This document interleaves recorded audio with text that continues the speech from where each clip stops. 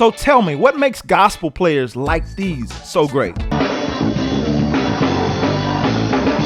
I know everybody's saying pocket pays the bills, but every now and again we want to do something like this.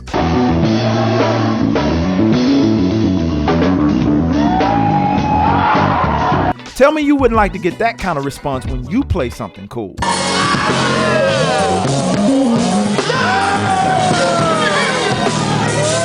All right, guys, so in this video, I'm going to talk to you about what makes these and other bass players just like these guys so great. And be sure to stick around to the end of the video because I'm going to show you both of these licks that you just heard. We're going to break them down, so stay tuned.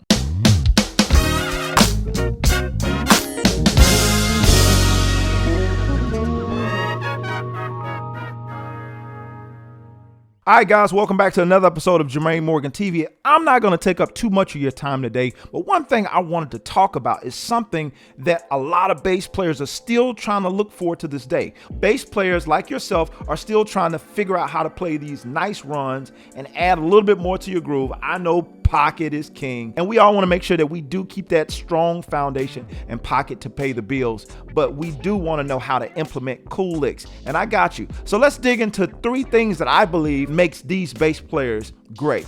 Number 1 is preparation. When you check out any of these cats or any of your favorite bass players, one of the things you're going to notice that they all have in common, when they show up, they're prepared. They know the music, they've listened to it, they've sat with it, whether they're reading or whether they're just playing it by ear. These musicians are all prepared, so they're showing up, because it's hard to be confident. Because I play as a professional myself, one thing I know for sure, it's hard to be confident and just rip and run and know the exact place to put something when you don't know the music, when you haven't properly prepared. So you have to be prepared if you're going to do stuff like this.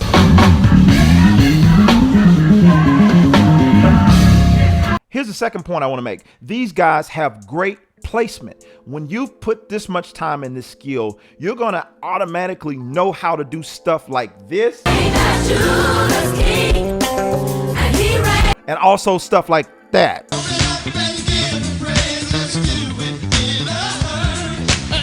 Because you've put the time in, you've put the energy, you put the effort. And one of the things you can't cheat is the process. When you're working on this stuff and you're executing over and over again, you're going to get really, really good at doing these things. And over time, you're going to develop good placement. Here's another hack for developing good placement. Learn records just like they are.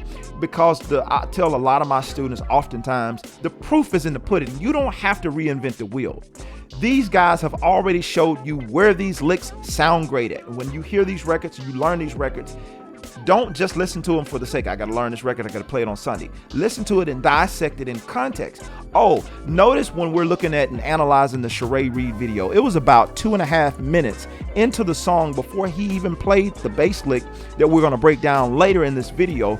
But the placement and the timing of it, he didn't come out the gate swinging, but he was playing a really, really strong groove. So by the time he put this lick in the song, setting it up for the next verse, there was so much anticipation. The thing about a professional, even when you know that there's people around you who are expecting you to do something great, knowing how to pick your moments is everything, and that's golden. So when you see this spot in the video where he plays this, it's like it's perfect. And the thing he does that a lot of amateurs won't do is he gets right back in that groove and he puts that strong foundation down. So when he does something else in the song, it's just all really great moments that are really tasteful, and they don't take away from the groove because he's developed his placement.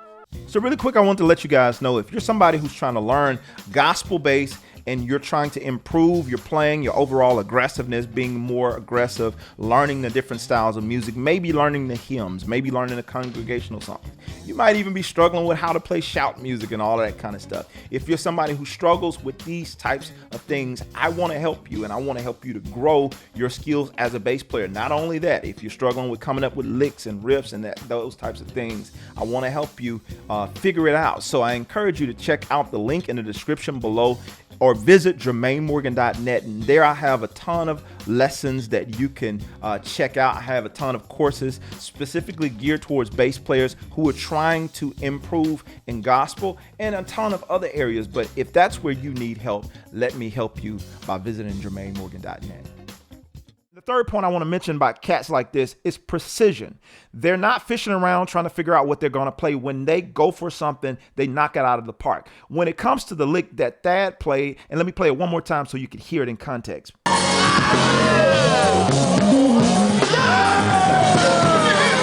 This lick was so precise and so on point because, in my opinion, he just came off the top of his head with this because there's so many different licks and so many different scenarios that he's practiced in order to substitute in a moment like this. Because when he did this, this was a chord substitution. If you notice the progression up to this point, they were playing a different progression, and Thad chose to substitute it here, and then he played something over the top of it, which lets me know this is not the first time that he's done this. And when you work things into your arsenal, then all of this stuff comes back to you, and then like you have a whole toolbox full of things that you can pull out at any moment, and then you can just execute this stuff effortlessly because you've practiced to the point of precision. And you work on the things that are already in your arsenal, you become precise with the things you're trying to do, and you're no longer guessing, you're executing. So let's jump into the lick breakdowns really quick.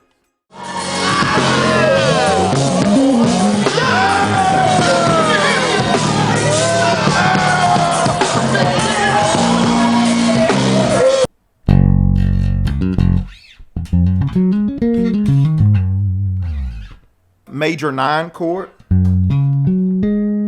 And he's leading in with that F into the F sharp.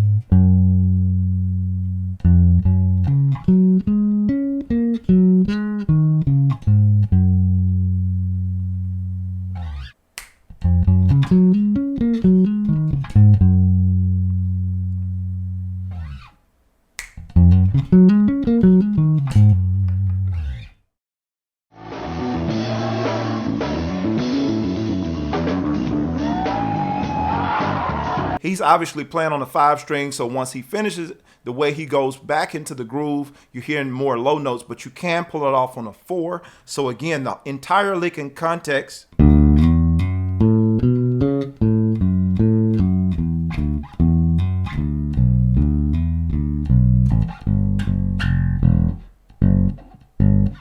To the 6. He went down with it, but you with the 4 string you have to go up.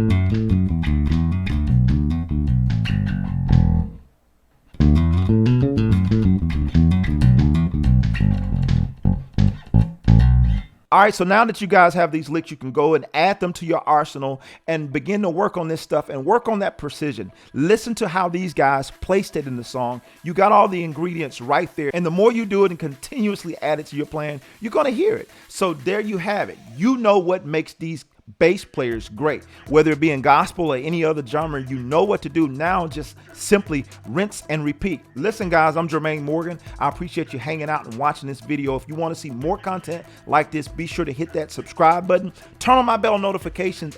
That way you know when I'm dropping videos like this. Be sure to leave me a comment and let me know which lick that you like the most. Which one will you be implementing at the current level that you're at? And I will see you guys on the next video. I'm out. Peace.